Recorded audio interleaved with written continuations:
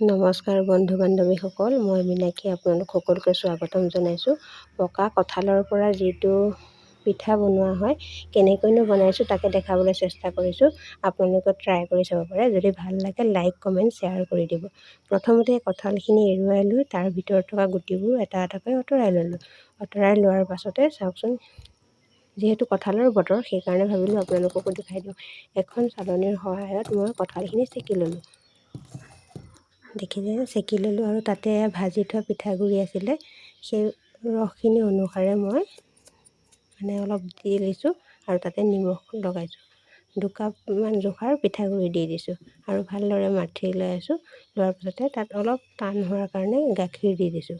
আপোনালোকে গাখীৰ নহ'লে পানীও দি ল'ব পাৰে আৰু সৰু সৰুকৈ লাডু কৰি এটাকৈ চাওকচোন কি ধুনীয়া পেৰাৰ নিচিনা হৈছে, খাবলৈ খুব সোৱাদ হয়। এখন কেৰাহী পাতি তাতে এটাকৈ মই গোটেই পিঠাখিনি দি দিছোঁ। চাওকচোন কিমান ধুনীয়া হৈছে, কালাৰ কিমান ধুনীয়া, খাবলৈ খুব ধুনীয়া হয়।